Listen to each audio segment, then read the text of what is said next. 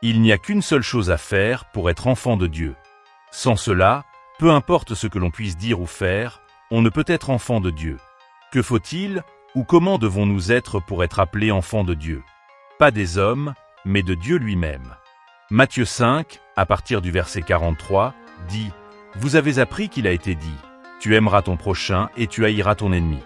Mais moi, je vous dis, aimez vos ennemis, bénissez ceux qui vous maudissent, faites du bien à ceux qui vous haïssent, et priez pour ceux qui vous maltraitent et qui vous persécutent, afin que vous soyez fils de votre Père qui est dans les cieux. » Donc, en quelque sorte, si nous voulons être des enfants de Dieu, nous ne devons jamais avoir des ennemis. Nous devons aimer nos ennemis. Nous devons bénir ceux qui nous maudissent, faire du bien à ceux qui nous haïssent, prier pour ceux qui nous maltraitent et qui nous persécutent. Voilà le secret pour devenir enfant de Dieu. Pourquoi? Parce que Dieu lui-même, il fait du bien aux bons et aux méchants. Il fait lever son soleil sur tout le monde. Il fait pleuvoir sur tout le monde. Donc, si on aime uniquement ceux qui nous aiment, nous ne sommes pas différents de ceux que nous considérons comme ne pas être des enfants de Dieu. Nous devons être parfaits, comme notre Père l'est.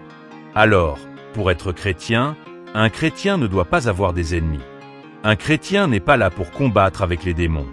Un chrétien n'est pas là pour combattre avec ses grands-parents, ses mères, ses pères, ou contre qui que ce soit. Un chrétien aime toute la création de Dieu, toute la créature que Dieu a créée. Un chrétien aime tout, sans distinction.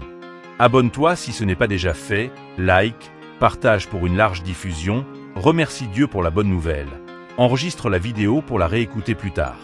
Ici Michael Fabien Mezendoum, l'homme selon la pensée de Dieu, pour la chaîne Vivre pour toujours.